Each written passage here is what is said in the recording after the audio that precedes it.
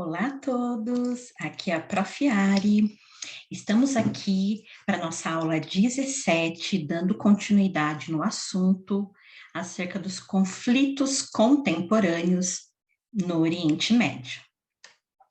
Para entender melhor esse conflito, eu fiz aqui um quadro com os principais pontos de maneira resumida para a gente entender a origem e a continuidade em relação ao conflito. Então, do lado esquerdo, tem os pontos em relação ao povo judeu, e do lado direito tem o contexto em relação ao povo palestino. Então, os posicionamentos de cada um dos povos em relação ao porquê eles defendem a posse nessa região. Então, começando pelos pontos em relação aos judeus. Eles entendem, né, como algo milenar, algo bíblico, de que a terra de Israel foi a terra prometida por Deus aos judeus, então que seria a antiga terra dos patriarcas, dos profetas bíblicos, então que seria uma designação divina. E desde que os judeus foram exilados pelos romanos da terra de Israel, eles nunca tiveram um Estado judeu estabelecido. Daí, em 47, foi criado pela ONU o Estado de Israel, como eu havia dito na aula anterior, enquanto Estado democrático, autônomo e soberano.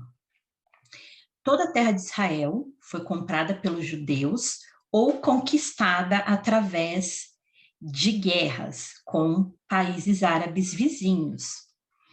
Os árabes controlam quase 100% de todo o território do Oriente Médio, ficando ali, para o Estado de Israel, menos de 1% da região, nós estamos falando. E esse percentual tão pequeno é algo que ainda fragiliza a autonomia, a segurança e a soberania do Estado de Israel, né? Por isso, esse processo de defesa deles em relação a essa parte do território. Já pelo lado palestino, quais são as justificativas deles para reivindicar as terras onde hoje está o Estado de Israel? Eles colocam que os árabes muçulmanos viveram por muito tempo nesse local, de que o povo palestino tem direito à independência e à soberania sobre a terra na qual eles viveram por tanto tempo. Jerusalém, né, considerada uma cidade, uma região sagrada, não só para as religiões cristãs, mas também na religião muçulmana. Portanto, é uma das partes desse território que ambos veem como uma parte importante. O Oriente Médio, de maneira geral, é dominado pelos árabes, principalmente árabes muçulmanos, mesmo que hajam outras religiões e nacionalidades na região, eles não são considerados como integrantes. E isso faz com que eles tentem perpetuar o seu povo e o seu Estado como soberano. Em 67, teve um conflito entre árabes e israelenses após a ONU retirar a sua tropa da fronteira entre Egito e Israel, fazendo com que os soldados israelenses avançassem sobre a região que até então estava sendo dominada por Israel, e principalmente uma região muito estratégica que a gente vai falar nessa aula, que é a faixa de Gaza, que é a região que mais reverbera em relação aos conflitos até hoje.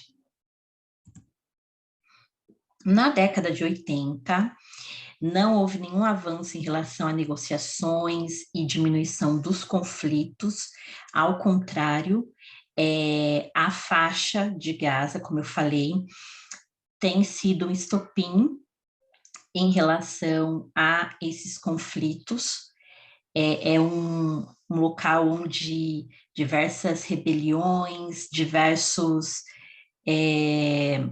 conflitos violentos têm ocorrido desde então. A faixa de Gaza, eu tinha mostrado na aula anterior no mapa, que é esse pedacinho aqui, ó, que está dentro aqui do Estado de Israel, né? Que está em fronteira com o mar Mediterrâneo e também com o Egito, né? E justamente por ter essa saída para o mar, também é uma área estratégica, porque é uma área de acesso marítimo, é uma área que tem, né, um bom espaço aéreo, ou seja, é uma área que dá para trabalhar bem a ocupação militar, vamos dizer assim. E outro ponto importante é que todo o território da faixa de Gaza é cercado por muralhas. Então, esse fio aqui em dourado está representando esse cercamento, né? Essa muralha que divide todo esse território. Em 67, como eu falei, Israel ocupou a faixa de Gaza e desde então eles têm lutado de maneira ferrenha para defender esse território, essa parte do território enquanto parte estratégica de Israel. E foi nessa área também que nasceu o movimento político religioso chamado de Hamas. Isso foi no início da década de 80.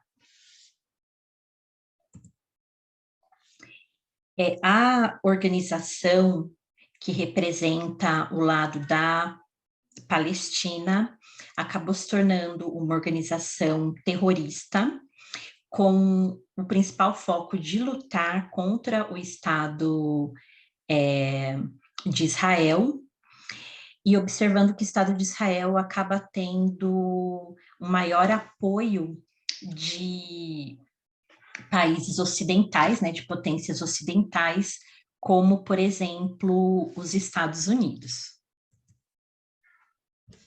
Em 2010, houve um outro ponto para aumentar a tensão que já existia,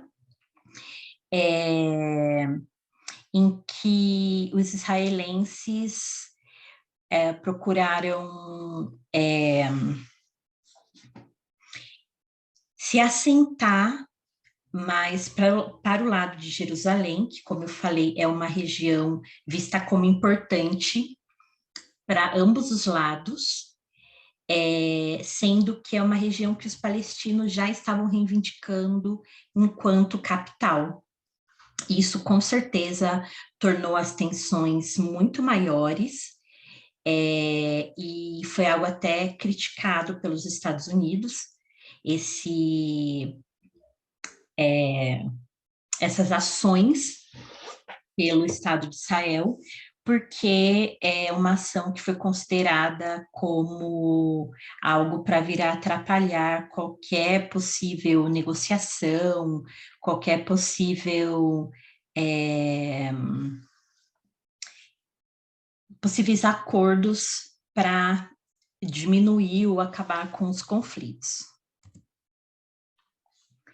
Em 2011, houve uma outra série de conflitos que foram bem relevantes na região.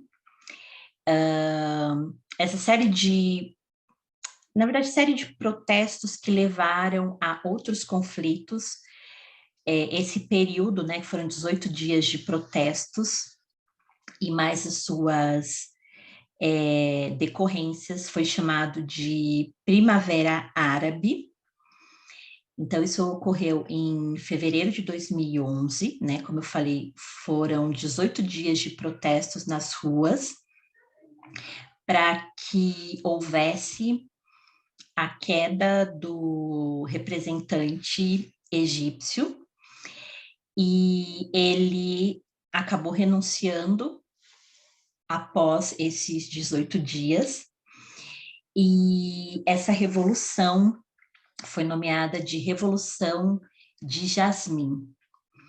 E esse movimento, que foi um movimento popular, em que a população, principalmente os jovens, foram para as ruas, se localizaram principalmente na principal região política e econômica de todo o conflito, e foi um movimento popular que inspirou outros movimentos populares em outras regiões do Oriente Médio e também no continente africano.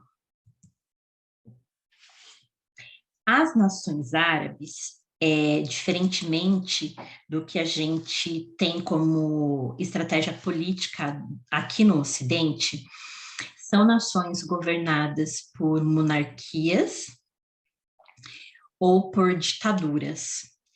Ditaduras com cunho militar ou com cunho religioso.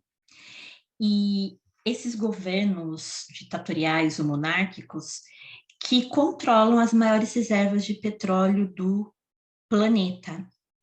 E isso, como eu já havia dito, é algo que influencia no mundo todo, porque ainda depende-se, em grande parte, desse tipo de energia.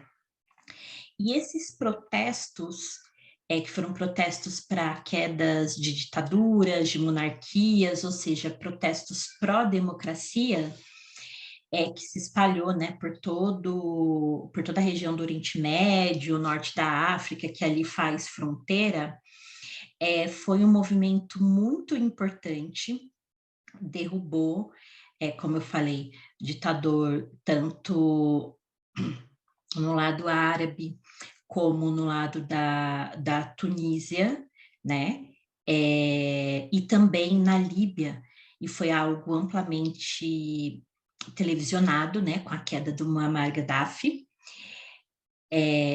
e que acabou resultando numa guerra civil na região. Mas com certeza foi um movimento popular muito importante que ocorreu em diversos países da região. Mas os conflitos estão longe de terem uma solução a curto prazo, uma solução palatável. Ao contrário, as quedas de governos ditatoriais foi um passo importante, porém, muitas delas resultaram em guerras civis muito violentas, que trouxeram uma problemática social muito grande para as populações.